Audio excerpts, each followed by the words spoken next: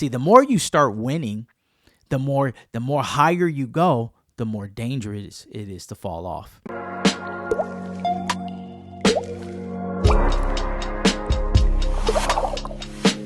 Have you had your daily drip? Welcome back to season 2 of the Daily Drip podcast, where we create kingdom content that builds community. I'm your host, Aaron Levy, and we're going to squeeze them scripts for that daily drip. What is drip? Devotional reading for insight and practice. We take a thirst-quenched drip of scripture. We've been in Ecclesiastes for a long time if you're new to our community. But what we do is we squeeze it out and we apply it in our lives for the week. Last week, our drip was vow, and this drip is fitting because this drip is money. And I was thinking about when I was reading this drip, money, I was thinking about how much hip-hop has had an influence on me wanting more money, especially back in the day when I would see the rap videos. But all those lyrics about money had me thinking I was losing because I wasn't making the money that I saw the rappers making. Partly why I wanted to be a rapper, because I wanted to win, right? And I think now, today, it's not necessarily the rap videos. It's the videos that we're putting on social media. And if we're not careful, the comparison that we have to others will actually influence us to try to get more money. Let's look at the scripture. Let's see what Solomon is saying. And we'll take it from there. Ecclesiastes 5, starting at verse 10. He who loves money will not be satisfied with money, nor he who loves wealth with his income. This is also vanity. When goods increase, they increase who eat them.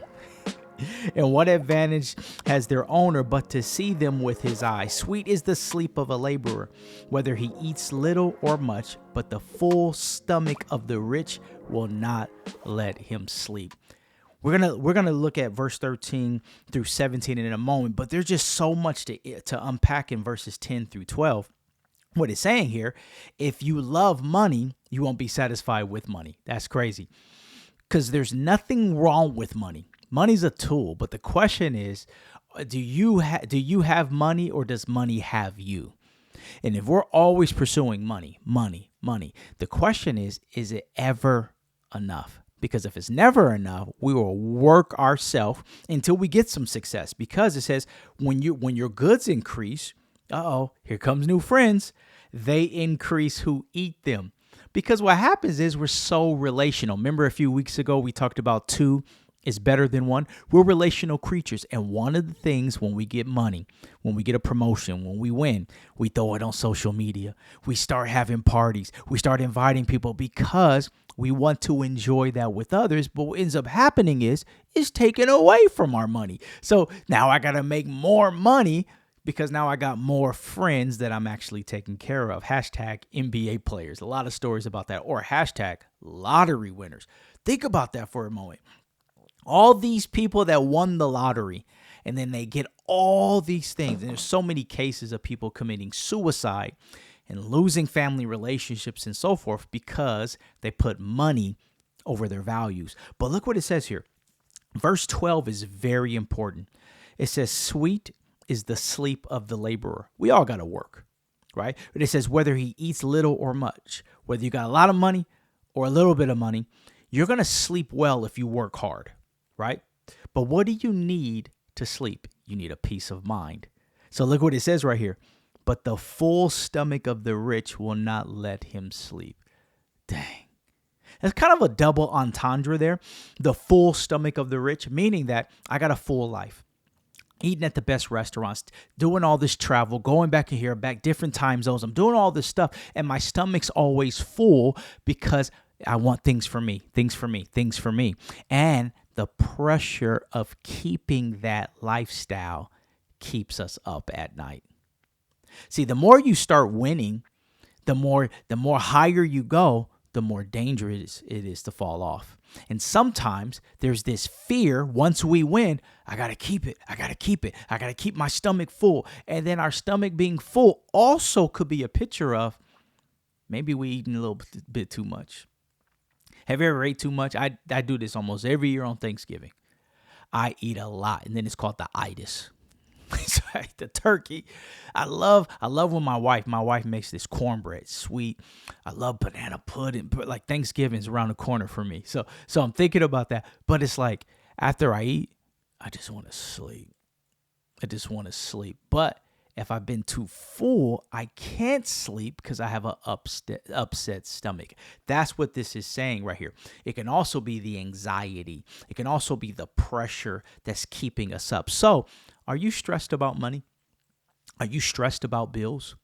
One of the things my dad always taught me, he was like, son, and it's never about the money you make. It's not about your income. It's about your outcome.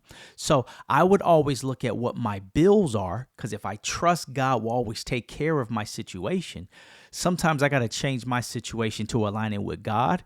And that means adjusting how much money I'm spending, not how much money I'm making. Let's continue looking at the drip and seeing what Solomon's saying as he's reflecting in verse 13 through 17. There is a grievous evil that I have seen under the sun. Remember, he's looking for that wisdom under the sun, not including God. Riches were kept by their owner to his hurt. We just talked about that. Stomach pain. And those riches were lost in a bad venture. Dang. And he is a father, but has nothing in his hand. He's a father of a son, has nothing in his hand. We'll get to that. And he came from his mother's womb. He shall go again naked as he came, and shall take nothing for his toil that he may carry away in his hand. This is also a grievous evil. Just as he came, he shall go. And what gain is there to him who toils for the wind? Moreover, all his days he eats in darkness, in much vexation and sickness and anger. Oh my God. Oh my God. Look at this right here. Verse 14. Those riches were lost in a bad venture, and he's a father of a son, but has nothing in his hand. So sometimes we get money. Now we want to get more money. Then we talk to a mentor. Oh, you could double that. You could triple that. You could make more. And then you do these business deals and you lose what you had trying to get more. But here's the problem. It kills our legacy. Dang. That could be what keeps us up at night from verse 12. Because we recognize I ate all my bread and I didn't share any bread with the next generation because I'm doing all these ventures for myself, saying it's for legacy, but taking on these risks that God hasn't assigned me to take on. And now I don't have money for myself or my kids. Some people are like current state. Some people are just out earning their stupidity. Meaning they got a lot of money, and with time, it's going to run out. So it will be wise for us to not just look at income, but we got to look at outcome. Anytime that we look at our paycheck, or anytime you look at a job, okay, I want to get this raise, or if you're an entrepreneur, if I get this, I could be at scale, et cetera, et cetera. A lot of times we look at how much money we'll make, but that's only half the equation. We got to know how much money is going out on a monthly basis. How much is our mortgage, our rent, our car notes? How much are we spending on electricity? How much are we spending on groceries? How much are we spending on gas? Whatever. It's because that's our lifestyle. And maybe you can give yourself a raise if you just lower your outcome. That's what I've had to do in different seasons when I've lost income. But look at this right here. Verse 16. There is also a grievous evil. Now he's calling it evil. At the beginning in verse 10, if you love money, you won't be satisfied with money. But now he's saying it's evil because, man, we're taking away from the next generation. But I like what it says here because verse 15 reminds me of Job chapter 1, verse 20, because Job was rich and he had money and he got tested to see what does he worship more, God or money? Because right here in verse 15, it says, he came from his mother's womb, he shall go again, naked as he came, he shall take nothing for his toil. That's exactly what Job said when he lost it all. He lost his kids, he lost his businesses, he lost his money. And in Job chapter 1, verse 20, he said, naked I came into this world. Naked I shall be. I will go back to God. I'm going to worship God. And that's the test. And that's how we're going to practice this week. Money's not a bad thing. It becomes a bad thing if it's our idol. And an idol is anything we put above God. And sometimes money is sneaky because we call money blessings. So we just say, hey, God is blessing me, No, no, no. Maybe we're just too attracted to money. And then when we win, we just say it's God. Sometimes it's not God's will for you to get that promotion. Sometimes it's not God's will for you to take that job or to start that business. I heard a mentor say to me once, God will grow your church. No, he said the enemy will grow your church if it allows it to shrink your heart. Meaning that if we get caught up in just the numbers, then that becomes more important than the souls that are in front of us. Same thing with money. If we're so fascinated with money, instead of glorifying God, we just glorify money. Verse 17 concludes with, all his days he eats in darkness. That means, where are those relationships? Where are those parties? Where's your spouse? Don't eat in darkness.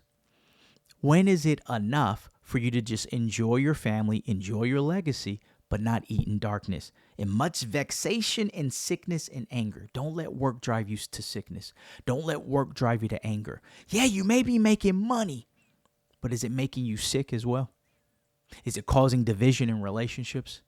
Don't allow money to take you to a dark place. So that's how we're going to practice it this week. We're going to think about Job. If everything was stripped from you, would you still worship God? Or is your worship of God connected to the financial blessings you have? It's okay to have goals. It's okay to want more. But also how we're going to practice. What's enough? When did you say, that's enough, I'm content? I'm going to use this money to just be more of a blessing and to bless others. When we don't, I got to get more, got to get more. Then you may do these ventures and it takes away from our legacy. So don't let money trap you into not worshiping God. So that's the drip this week. Thank you so much for staying to the end. And if this podcast is a blessing to you, why don't you share it with somebody? Subscribe. We're on TikTok. We're on Instagram. Every Monday at 6 a.m. we drop a new drip. Hey, stay dripping, my friends.